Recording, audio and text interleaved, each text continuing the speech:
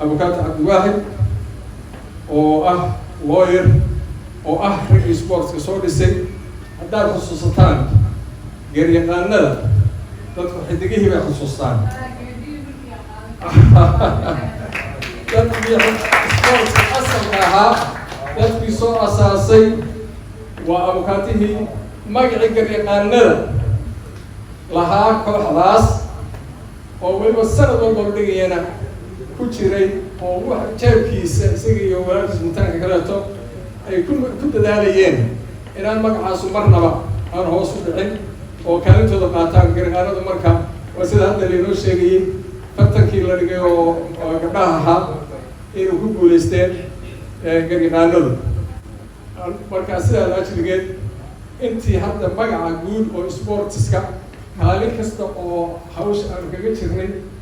waxaan isla garanay kulligayo intii qof loo siin lahaa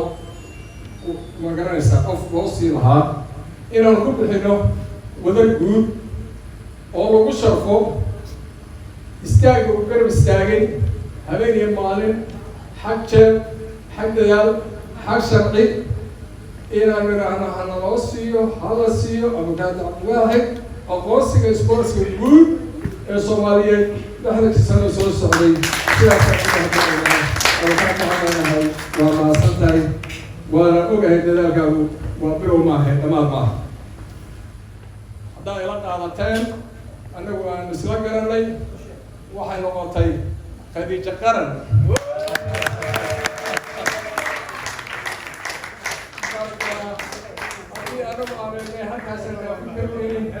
Khadiija Qaran marka aad iyo aad baan maarta runtii raali ka nahay sida uu sheegay Dr. Cali Cusmaan halkaasay ka wada muuqataa dadka wax qabtay haliyayaasha sportsku marka leenahay madaxda sportsku rag iyo dumar waa ku wada jirnaa maaha hadda wasiiradu marka la yiraahdo wasiirada waxaa ka jeceshay wasiirka in la yiraahdo oo hoos loo dhigin oo aan xogaa la garbin marka gabadhu marka odayaasha la yiraahdo haw qaadana gabdhaha la riixayo waa wax lagu weynaa saasad hadda waa saxan waxaan nari aan ka dhigno haliyayaasha sports agada meelaha ku aragtay inuu kelmadaas u dhacayaan wax xumaan haba yaraatee kuma jirto marka maanta maalin weyn oo taariikh inoo tahay lixdan guuradii sports Soomaaliyeed ragga ugu weynaa Turkiga oo jooga Hanfar oo jooga Killer oo jooga Skood oo jooga gabdhaha sidaas oo kaleeto saf dheer ba halkan oo fadhiyaan marka atleetka cabdi guuleeyahay aan ogaa oo joogay marka caliga saad ma jooga saad oo jooga ما شاء الله ما شاء الله ورق واحد صبر marka wax weeyaan hadalka ku sii raagay waxaan jecelahay marka inta aan maaragtay kaga baxo waxaan calaamid waxaan marka hadii ku surooyo hadii شيطان رجيم بسم الله الرحمن الرحيم اليوم عيد البوليس الصوماليات مدنياشا golaha shacabka ra'iisul wasaarayaashii hore gudoomiyaha guddiga difaaca iyo hadda dhammaan xildhibaanada golaha shacabka ee ku sugan sidoo kale agaasimayaasha guud ee wasaaradda dhalinyarada isboortiga iyo wasaaradda warfaafinta iyo wasaaradaha xubnaha kale ee wasaaradaha ka tirsan doctorada profesorada abukaatayaasha saraakiisha ciidamada gaar ahaan ciidanka booliska ee halkan ku sugan iyo guud ahaan halyeeyada odayaasha isboortiga Soomaaliyeed wiilal iyo gabdho saxaafadda gudoomiye hore ee duqa magaalada Muqdisho halyeeyada isboortiga ku jira laakiin haddana taytaladaas la magacaabayo qayb ka noqonaa dhammaantiin assalaamu calaykum waraxmatullaahi wabarakaatu. waa mahadsan yihiin ugu horeyn guddiga halyeeyada qaranka Soomaaliyeed ee ciyaaraha oo noo soo qabtay munaasabadan aadka u qiimaha badan si loo xuso howlihii aan kasoo qabanay 60 guurada qaranka jamhuuriyadda Soomaaliyeed oo nagu weelinayay gudoomiyihii guddiga walaalkeen wasiirka warfaafinta dhaqanka iyo dalxiiska ka wasaarad ahaan waxaa nala jooga agaasimaha guud al-cadaala sidaas lamida taliyaha booliska oo taliya ku-xigeenadiisii hore iyo saraakiisha kale qeybaha isboortiga kamidana ay halkan ku sugan yihiin ayaa nala jooga iyo shaksiga loo gartay in lagu maamuso munaasabadan dhammaanba waa ku faraxsannahay waxayna noo tahay dhiirigelin iyo garab istaag nala ku siiyey waajib gudashadeena qaran marka ugu horeyn waxaan leeyahay waa mahadsan tihiin guddiga halyeeyada qaranka Soomaaliyeed halkan wax badanaa laga sheegay taariikh badanaa laga xusay isboortiga Soomaaliyeed meeshuu kasoo bilowday ilaa iyo kontameeyadii wasaaradda dhalinyarada isboortiga waxaan qabtay 2 jeer oo markaana 2 iyo ah haddeer iyo meesha ay joogtana waxaan aad ugu faraxsanahay inaan wada nahay haddaan nahay halyeeyadaas hore haddaan nahay wasaaradda haddaan nahay olombika haddaan nahay iyo xiriirada kale inaan isku hal jid u wada soconno gude iyo dibad dhammaan bahweynta isboortiga Soomaaliyeed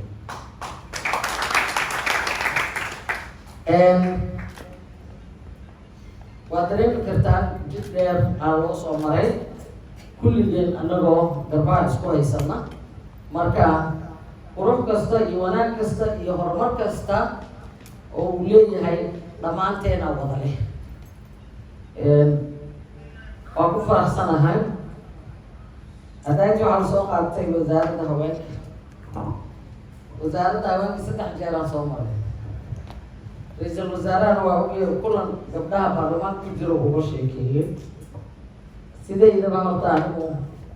taariikh ahaan xafiisyada madaxda qaranka kuwa hadda jooga iyo kuwii horeba way og yihiin qofaan CV-giisa oolin ma jiro waxaa la iga dhiga micnihi ama reeraha soo abaabula xildhibaanada iyo saaxiibada kale oo dhahaa xukuumadaha la igu daro xubin ahaan reerahaas uu ka yimaadaa golaha shacabka oo aan soo marnay saas daraadeed xilkan hadda markaa qabanayay ra-iisul wasaaraha iga hadda jooga xasan cali khayre isagaa soo wacay oo igu yiri waxaan rabaa inaad xukuumaddaas ka mid noqoto oo aad igula shaqayso xil wasiirnimo haweenka baarlamaanka ku jiro ka hor sheegay waxay ii ahayd sharaf weyn waxaan ku yiri waa mahadsan tahay diyaaraan u ahay inaan kaala shaqeeyo jid dheer inuu maraayo ii sheegay intaan wasaaradda haweenka ahayn waan kugula shaqeynayaa marka wasaaradee kale wasaarad gaar oo aan dalbanayo oon sheegayna ma jirin laakiin haddaa tiraahdo jartiinka madaxtooyada wasaarad kaaga dhigay anigaa layga rabaa inaan dileeyo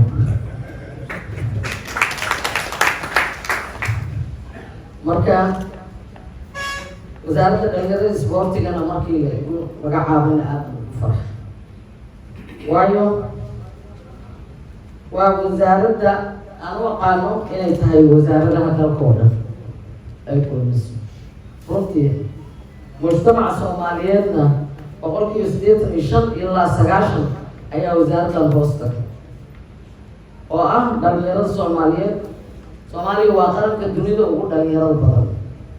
ma jiro qaran dadkiisu 70% ilaa 75 ay dhalinyaro yihiin adduunka ka jiro 10% ilaa 15 ayaa ah halyeeyadaas sport iyo kuwa hadda ciyaara oo dhalinyarada ku dhex jira marka waa wasaarad ugu baaxadda weyn dadkeena marka laga fiiriyo sidii wax loogu qaban lahaa haddana waad ogtihiin duruufaha jira dalkood xaaladaha arrimaha bulshada iyo dhaqaalaha iyo siday u kala horeeyaan iyo amniga ayaa muhiimadda loo siiyaa oo duruuftaa keenaysa waxaan nahay dad marba tallaabo hor u qaadayo horumarkaa haddaan amni jirin ma imaanayo marka sidaasaan ay ku tahay wasaarad kulminaysa awoodda guud ee dalka soomaaliya dhalinyarada markaan la hadlaayo waxaan dhihi jiray inaan dhalinyaro ay wasaaraddan iigu dhiibay waxaa la iigu dhiibay inaan hooyo u noqdo waayo duruufta idinka aad ku sugan tihiin wilal iyo gabdhaha soomaaliyeed mid lamida gurigeygaba ka bilaabata ayay ku sugan yihiin saasaan ka aaminsanahay kuwa gudaha ku jira iyo kuwa dibadaha jirana isboortigana inkastoo taageero waqti dheer usoo ahaa ciyaaraha soomaaliya haddana markaa aragto 50 sano dadkii isboortiga soomaaliya wax ka ahaa ama kasoo shaqeeyey aniga 50 maba dhalin maaha marka ayagana waxaan leeyahay waxaan u joogaa meeshaan inaan gabar u ahaado gabadhooda ahaado saas daraaddeed ayaa waaye aragnimo iyo marjac aan ku noqdo oo aan ka tallaabsan aada iigu ahaydeen halyeeyadiina isboorti dalka gudihiisa iyo dibaddiisa maanta cali cismaanaa fadhiya wasaaradda markii ugu horreysa aan qabanaya atlantic georgia ka wada hadli jir emailada iskugu diri jirnay isagaa markhaati ka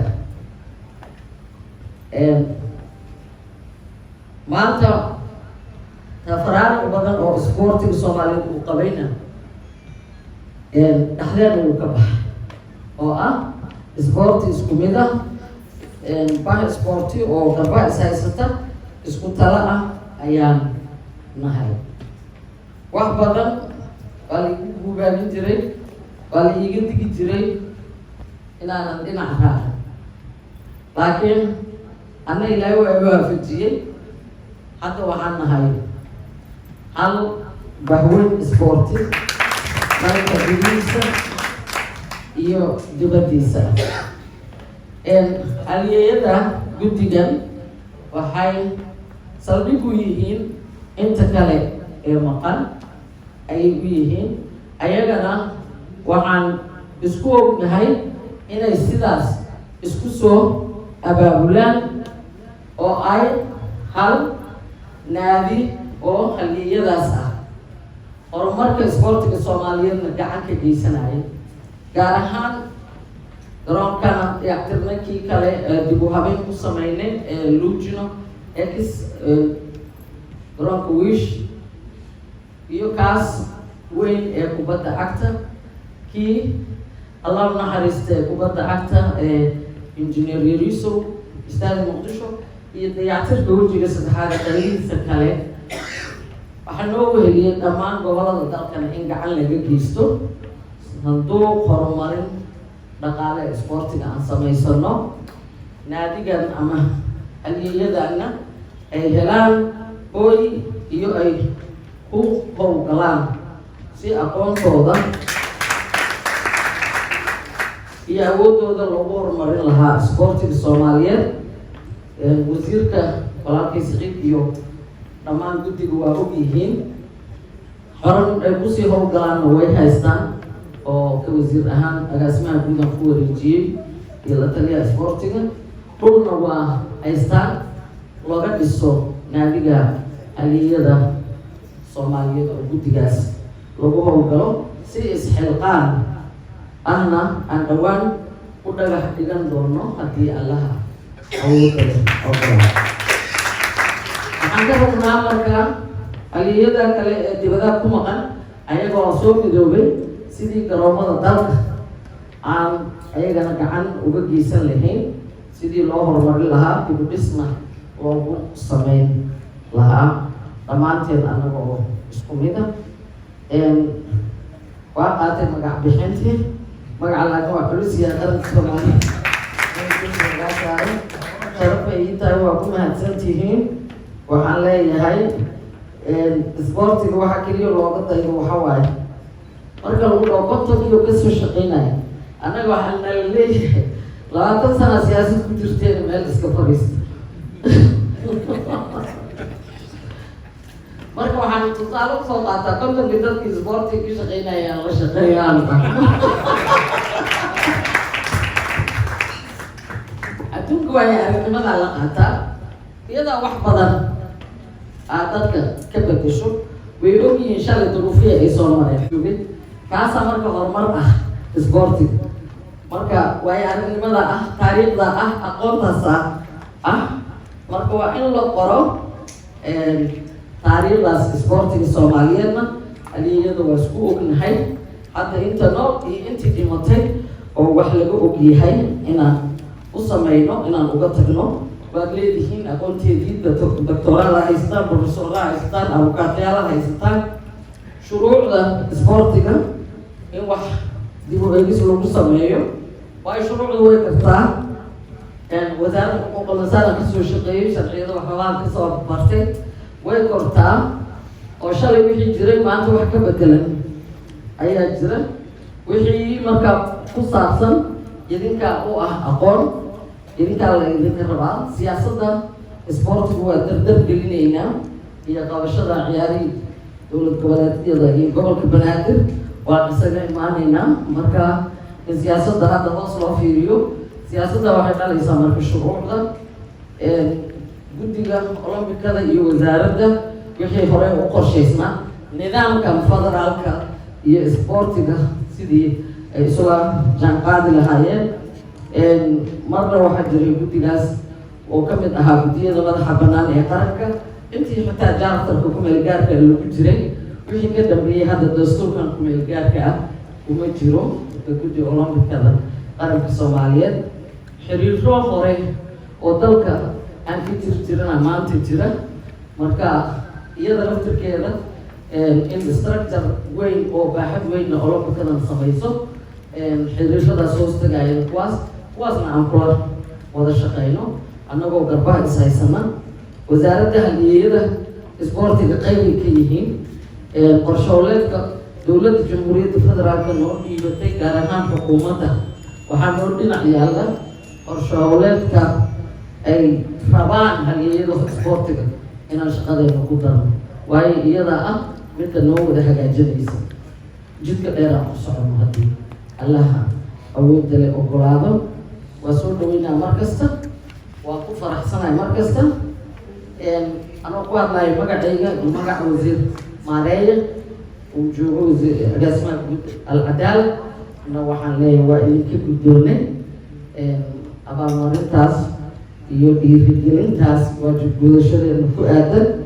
waxaana ku faraxsanahay inay bahda isboortiga ka timid waan ugu faanayaa guddiga waayo guddiga wasiirro badan iyo wasaarado badanaa ku jiray xitaa wixii la qabtay aan ogeyn